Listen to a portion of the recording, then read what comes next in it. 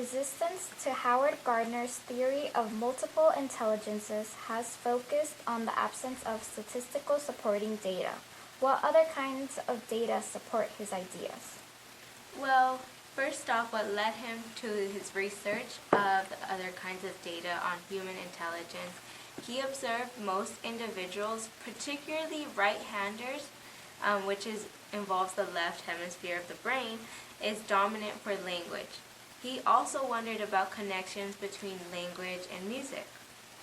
Another thing which led him to his other research and other data is when he examined various cognitive capacities developed in typical children, as well as children who showed unusual cognitive profiles such as gifted children, prodigies, savants, and on occasion, young persons with severe learning deficits. He had convinced himself that the notion of the mind as a single, all-purpose computer could not be correct.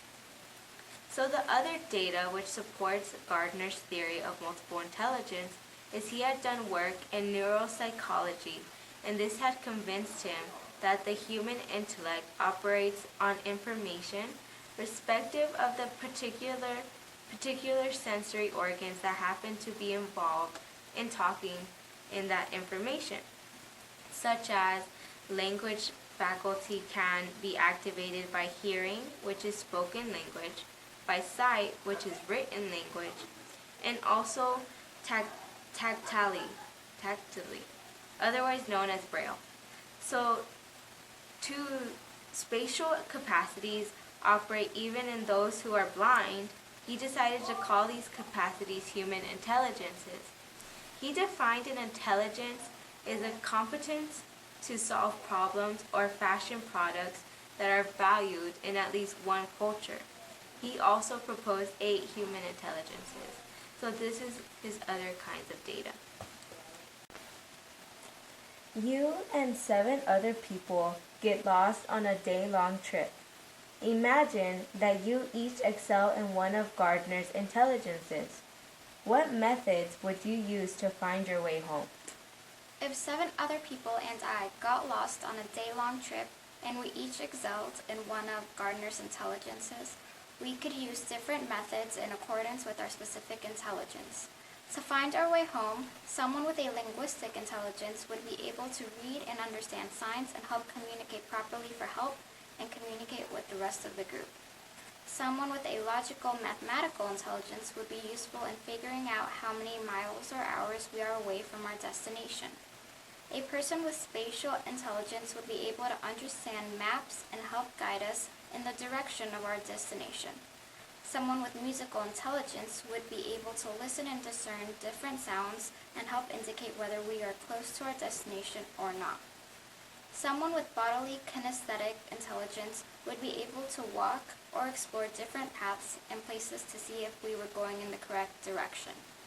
Someone with interpersonal intelligence would be able to lead the group and delegate tasks and keep the peace amongst the group members.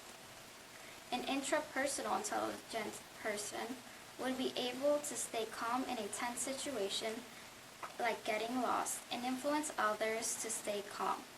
Someone with a naturalistic intelligence would be good at keeping the group safe by letting us know what plants are safe to eat, how the weather might change, and what animals are dangerous. Musical intelligence allows individuals to produce and make meaning of different patterns of sound, while bodily kinesthetic intelligence involves using one's body to create products or solve problems. So for me, using the musical intelligence that I gained at a young age helped me with dance and vice versa. So when I went into 6th grade and I started playing the alto saxophone, it was a lot easier for me to pick up on the sounds and the beats and how long each measure was, because I was a lot more used to counting music than my friends were. And same with playing the piano, and even when I started singing and performing voice, it was much easier for me because I had been exposed to that all my life. Even cheerleading, for instance, we spent a whole entire week practicing just counts because so many of the girls didn't have that intelligence, And I mean, they had it to a certain extent, but they hadn't been exposed to it as much as I had. So it took a whole entire week for them to learn certain counts for the music, or for me, it came a lot more naturally. But I lack linguistic intelligence. It's very hard for me to put into words my thoughts. Whereas my roommate, who is an English major, can write as much as she wants, and she speaks very clearly. Her thoughts are portrayed onto paper just exactly how they're being thought, and that's very hard for me to do. And logical mathematical intelligence is the same thing. Mathematical intelligence allows individuals to make calculations, consider hypotheses, and solve abstract problems. So obviously this is evident in my life, but it's not something that I excel in. So it'll be different for every person, and according to Gardner, we all use each and every one of these in our lives, but it's all environmental, where we gain our intelligences off of where we have been since we were younger, our youngest, how we grow and how we learn. So to me, musical and bodily kinesthetic are the most evident, but it'll be different for everyone.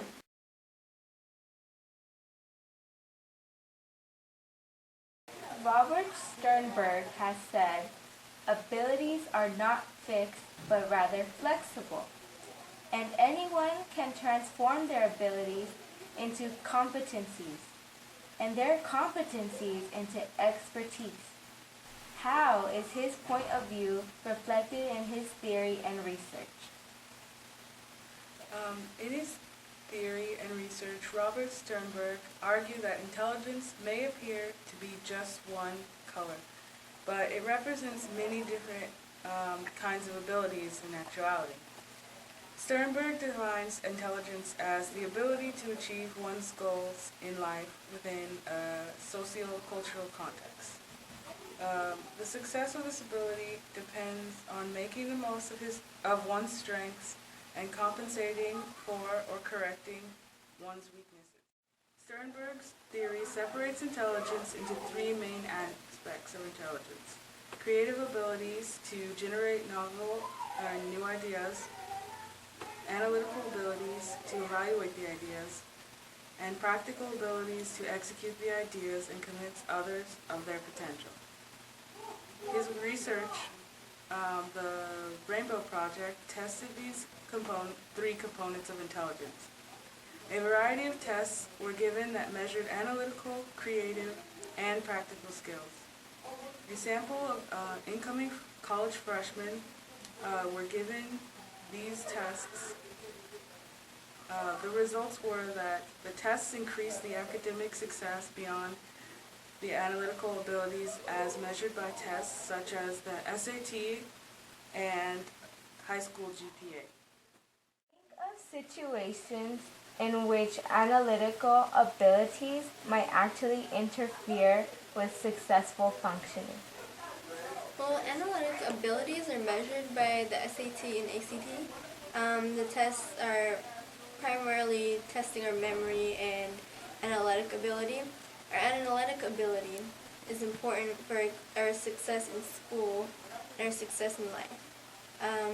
The analytic ability is not the only ability that contributes to our success, but it's a major factor. Our analytic abilities they might actually interfere with successful functioning, because if that's the only ability we have as an adult, we won't be able to function as a normal, successful citizen. For example, future citizens also need to adapt rapidly to changing environments. And we do that by having a creative aspect. Citizens need to apply what we learn in school to their everyday lives. A great example of this was in the year 2008, because there was a massive financial challenge, and not a lot of people experienced that in their lifetime. And what we used to know, the old rules no longer applied. And people don't only need analytical skills to survive, but we also have to have creative and practical abilities to negotiate the new world that these challenges presented. For schools and colleges, intelligence is based on one's ability to memorize information from books and be able to recall everything so that you get a good score on a SAT or ACT test, which are all based on analytical intelligence and memory. But we use 3 different types of intelligence. We use critical thinking, we use creative intelligence, but our tests that get us into college only focus on one type of intelligence. But like when we say, if you're going to be a lawyer, you're going to use analytical intelligence for memorizing laws and like getting through college and everything. But like when you're actually a lawyer, you're going to use creative intelligence to combine seemingly unrelated facts and information, and you'll use practical intelligence to put all the evidence together and like form your case and make it so everything fits and like you'll win your case. But still, even though you use all those different kinds of intelligence, colleges only focus on the one.